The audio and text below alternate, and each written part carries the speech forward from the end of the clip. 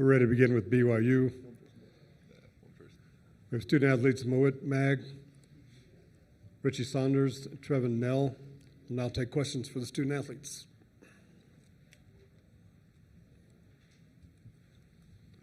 Back here. Trevin and Richie, what do you guys take from last year's NCAA tournament game, and how is that serving to motivate and drive you guys this year? I mean, definitely a lot of us on the team, that was our first time in this, with this opportunity. And we got freaking smacked. And, take a few key things right there is we got to come out and be the aggressor. And, we've been around the block now, it feels like, as a team. And a lot of guys have been here in this spot before. And just with having all the confidence in the world and all the focus of just getting the job done and being the tougher team. That's my takeaway.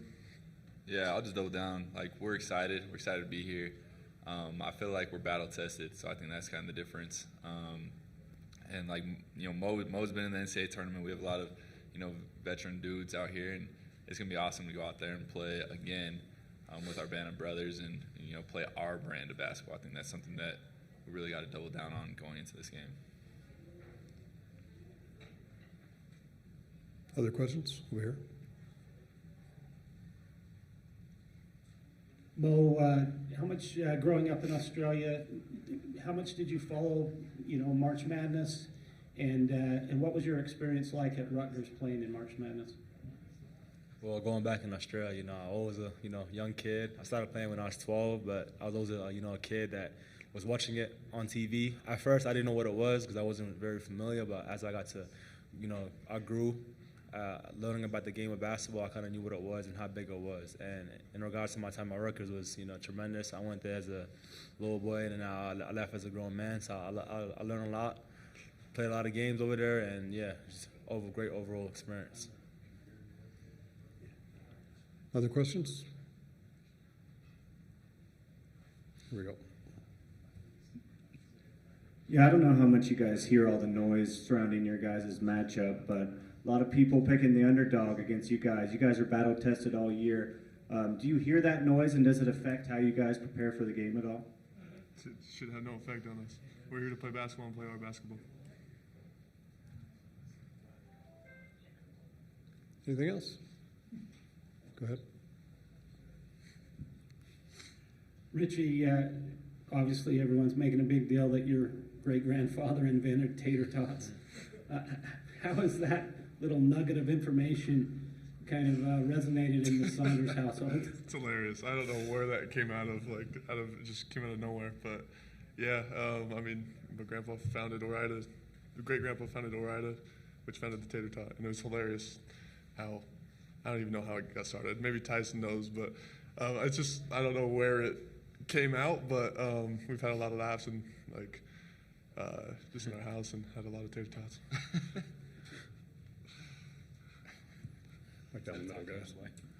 Jackson Payne, Deseret News. Trevin, you're a super senior. This is your last ride in college basketball. You've been on a lot of BYU teams over the past few years. In your opinion, what makes this team this year different from the rest that you've played on? Yeah, it was super interesting. I was telling some of my teammates, even the coaches, that once our name popped up on March Madness, I was excited. I feel like it was such a different feeling than previous years. Like I said, I think we're battle tested. I'm super proud of our team, how the season started to where we are now. I feel like we're one of the hottest teams in the country. We're playing our brand of basketball. We're trusting each other and trusting God and just doing our thing. And so I think it's super fun to be able to play that way. And so we're super excited for our matchup against VCU on Thursday.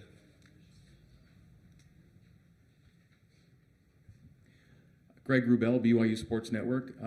For any of you guys, how much has playing a pretty pressure-heavy group of teams, especially down the stretch, helped to face a team that does hang its hat on the defensive end and likes to press as well? Go, Mo. I feel like, you said one more time, please? Just how much is playing a lot of pressure-heavy teams, especially late in the year, maybe prepped you for a team like VCU?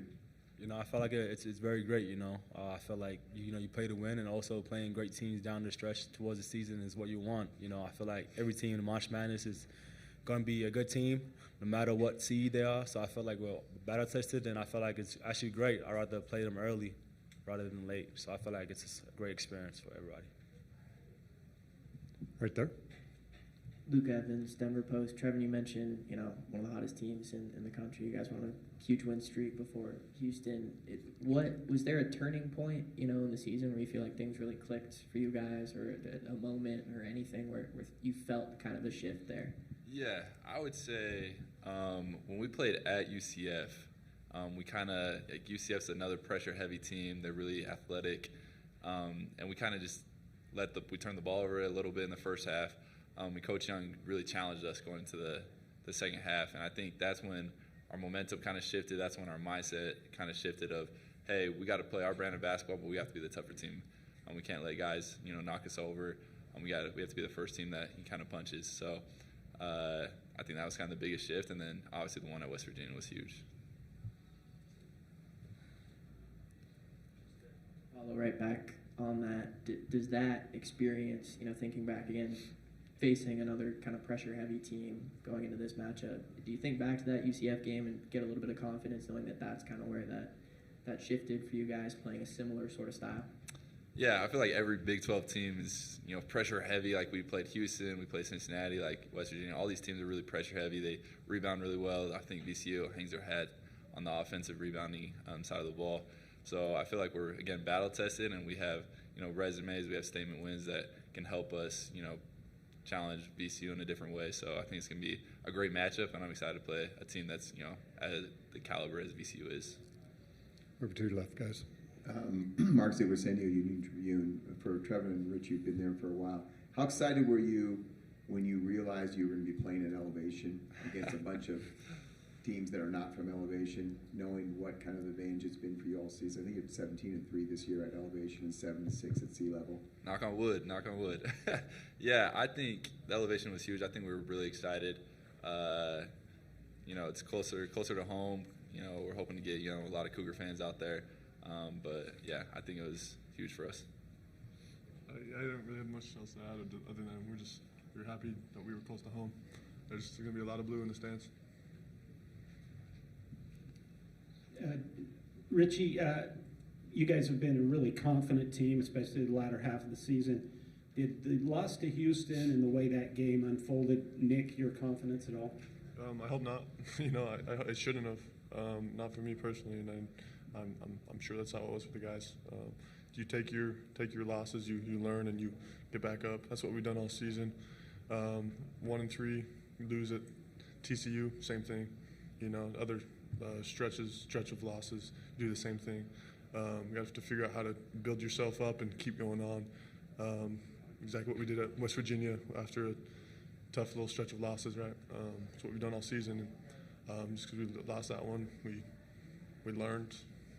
Gonna have to, and we're grateful for the opportunity to respond. Anything else? Okay, we'll dismiss the student athletes at this time. Thank you, guys.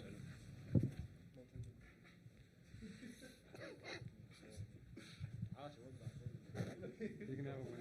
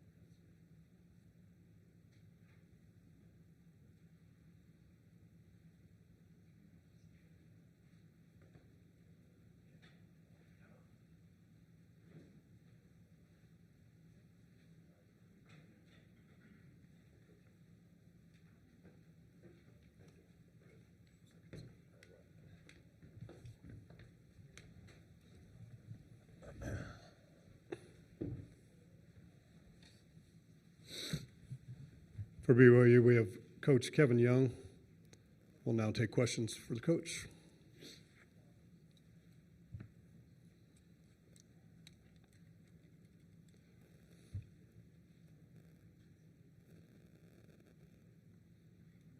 Kevin, you have any fond memories of this building as an NBA coach with the Suns?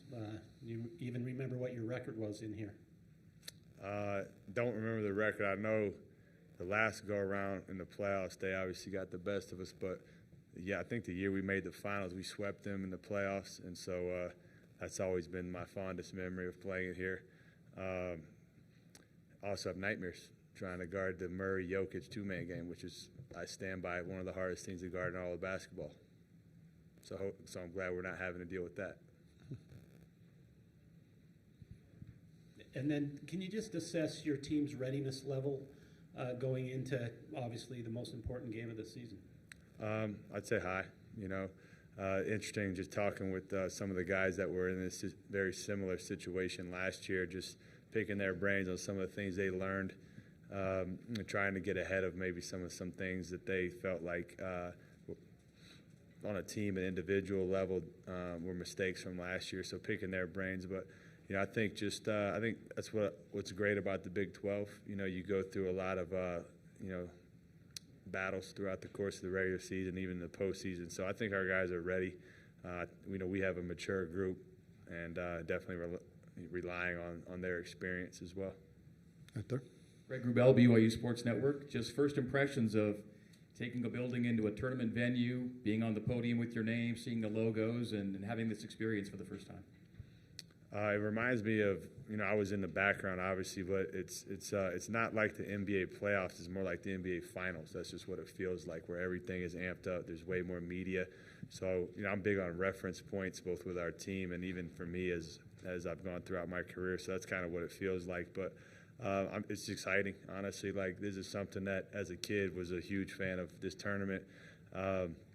And I think I've made this comment before, but every year in the NBA, every March would roll around, and you're watching this stuff from afar, and always like, man, I bet it's just so fun to coach in March Madness. And so here we are. So it's a little bit of a surreal moment, to be honest with you, but I'm just really excited for our players to be able to experience this with the group of guys that we have. Right there. Luke Evans, Denver Post. Kevin, I'm sure you've talked about this at length, but you mentioned trying to guard the Murray-Jokic pick and roll. What kind of stylistic differences have you seen and adapted to in terms of bringing your knowledge of the NBA game to college this year? And is there any aspect of preparing for Game 5, Game 6, Game 7 from the NBA that you can kind of take and apply to technically one game series kind of in preparing for March Madness? Yeah, I think just in general, like the NBA and college thing, it's more physical. There's a lot more contact is allowed in college. That was a huge adjustment for me. I was kind of crying about it a lot early on in the year. Then I just had to embrace it and just figure out ways around it. I think the spacing is a lot different in college and in the NBA. And then to your second part of that question, one thing that I always, when I went back and every year would go back and read my notes is for my playoff prep in the NBA, it was, as a coach, you get caught up in that, how are we going to guard Murray and Jokic and all these different schemes and stuff like that. But year after year, it came back to, rebounding. It came back to making quick decisions with the ball, and it came back to playing together, and that's stuff that definitely can rely on some of those lessons in this type of environment. Jackson Payne, Deseret News. Coach, what are your thoughts on this VCU team as you scouted them throughout the week? Really impressive. Coach Odom does a really good job with their group. I think they're a lot of experience across the board. They got a guy that they can trust in Shulga that can make plays when they need him and just kind of be the quarterback of their team. He's unique because of his size. He's able to get to his spots. He never really gets sped up. So been impressed with him on the tape. I think they have a very clear identity of how they want to play. They want to pick you up. They want to get after you. They want to turn you over. They want an offensive rebound. They got multiple guys that hit the glass. So for me, they have a clear style of play and things that, for us, ironically, is a lot of the things that we've talked about against some of the better teams in our league in the Big 12 that have a lot of similarities. So going back to the reference points and so forth, being able to reference, at Iowa State, or being able to reference, at Arizona, or whatever the case may be.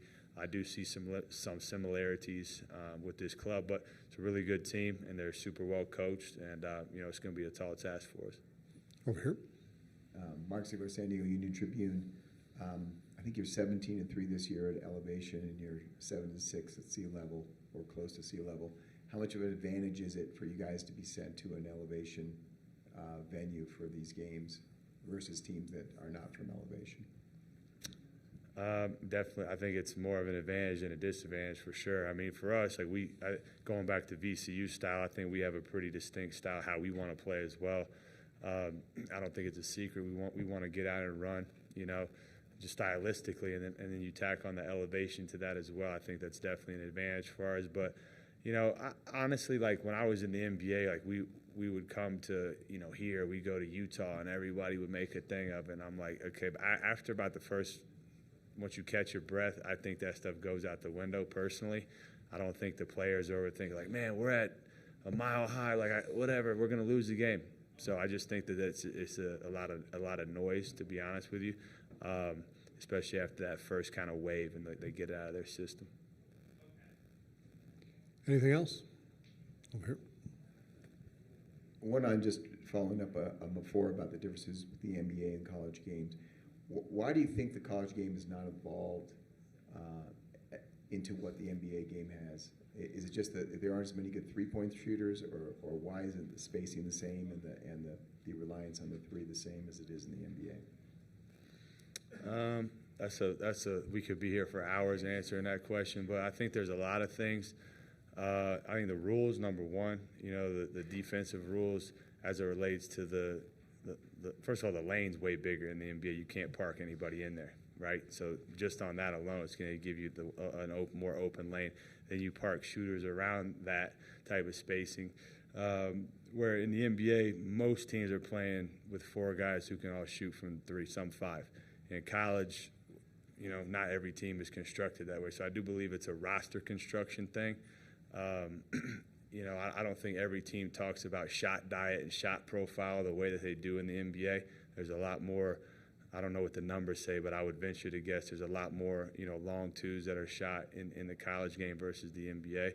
I also think that, like I said, the way that the game is officiated, it's harder to create advantages in college than it is in the NBA. One, because it's how it's officiated, but two, because of the skill level. In the NBA, respectfully, a lot of coaches look like geniuses because you draw up a play and a guy like Kevin Durant can come off a shot. No matter how he's guarded, he's probably going to make it. You know what I mean? In the college world, you're not afforded that luxury. So there is a talent discrepancy that is part of it. But I think more than anything, it's just I think it's the rules, and it's how rosters are constructed. And I think I'm seeing it more and more. I think we're seeing it more and more. More college teams are getting more constructed like NBA teams, but I think it'll trend that way. But we'll kind of see how things evolve. Anything else? Okay. One more. Come on, Jackson. Don't be shy, dude. Last question. Mawot Mag's had a really interesting year, starting as a role player, getting limited minutes, entering the starting lineup. And it feels like as he's kind of taken on a bigger role as a starter, your season has kind of turned around and you guys have caught fire, really. So talk about the value that Mawot brings to this team and what you've seen from him in this year. Yeah, I mean, for me, it was just a real lesson about just how valuable having guys that kind of been through the fire are. I mean, his personal case, he wasn't healthy when we first got him. It took him a minute to get his sea legs under him, but having a guy that can, just his assignment every night is to guard the other team's best player. That's freed us up, I think, in terms of how we sub our group. It's allowed us to go a little bit deeper, which I think our depth has really been something that's been a huge benefit for our team, and he's been a big part of that. So there's a large trickle-down effect by putting him in the starting lineup, and it kind of has sort of gave everybody else a bit of a placeholder, and it's gave us a lot more experience and toughness on the defensive end. Okay, thank you for your time, Thanks, Coach. everybody.